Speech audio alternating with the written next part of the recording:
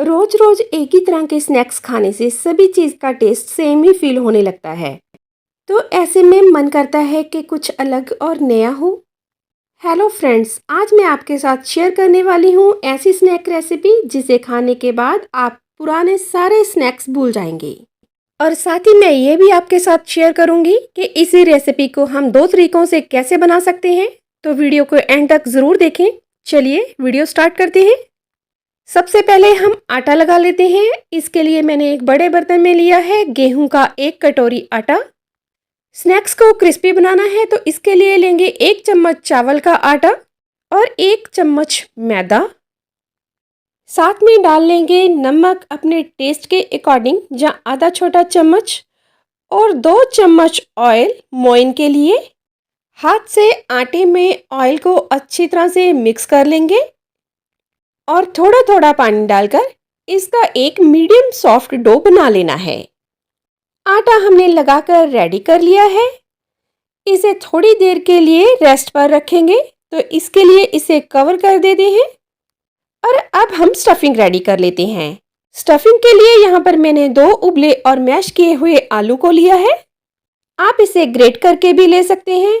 अब इसमें डालेंगे 1 बारीक कटा हुआ प्याज, 2 से 3 बारीक कटी हुई हरी मिर्ची, 1 इंच अदरक का टुकड़ा बारीक कटा हुआ, आधा चम्मच सौंफ। सौंफ जरूर से डालिए, इससे स्नैक्स का टेस्ट बहुत ही अच्छा आता है। और साथ ही में डाल लेंगे आधा चम्मच जीरा, आधा चम्मच धनिया के बीज को क्रश करके डाल लेना है।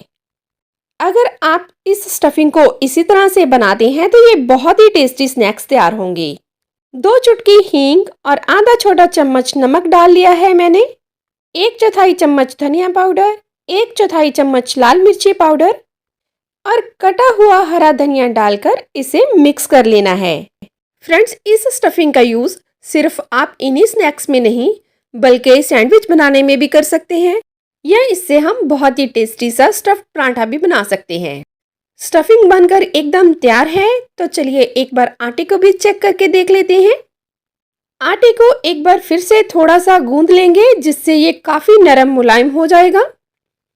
और इसे अब हम तोड़कर इसकी छोटी छोटी लोइयां बना लेंगे। सारी लोइयां हम पहले ही बना लेंगे, इससे हमें एक ही साइज के स्नैक्स मिलेंगे। अगर आप इन स्नैक्स को जल्दी में बना रहे हैं तो हम जो रोटी का आटा बनाते हैं, तो उसके लिए जो आटा बच जाता है, इन स्नैक्स को हम उसी आटे से भी तैयार कर सकते हैं। यहाँ पर मैंने सारी लोइयां बनाकर तैयार कर ली हैं। अब हम इन्हें बेल लेंगे। बस छोटी छोटी पतली पतली सी पूरियां बना लेनी है। इन छोटी सी पूरी को बेलने के बाद हम इस पर रखेंगे आलू की 1 चम्मच स्टफिंग और इस स्टफिंग को हम इस पूरी में सील करेंगे। स्टफिंग को हमें बिल्कुल वैसे ही सील करना है जिस तरह से हम मोमोज की स्टफिंग को मोमोज में सील करते हैं। इस तरह से स्नैक्स का एक बहुत ही सुंदर सा डिज़ाइन बनकर तैयार हो जाएगा, जो देखने में बहुत ही सुंदर लगेगा। वैसे ये स्नैक्स तो खाने में बहुत टेस्टी बनते ही हैं। बस इसी तरह से सारे पीसेस को बनाकर तैयार कर लेना है। अब हम एक बाउल में लेंगे 2 बड़े चम्मच आटा, 1 चम्मच चावल का आटा, थोड़ा सा नमक और 2 चुटकी हल्दी कलर के लिए। इन सारी चीज़ों को एक बार मिक्स कर लेंगे और थोड़ा थोड़ा सा पानी डालकर इसका एक मीडियम थिक बैटर तैयार कर लेना है। पानी को थोड़ा थोड़ा करके डालना है, नहीं तो इस बैटर में गुठलियां पड़ जाएंगी।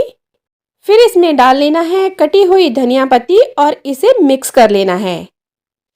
इसे मिक्स करने के बाद हम एक एक स्नैक को उठाएंगे और इस घोल में डिप करेंगे और एक फोक की हेल्प से इसे टिल्ट करेंगे, जिससे इसका एक्स्ट्रा बैटर है वो ये निकल जाएगा। और अब हम इसे फ्राई कर लेंगे।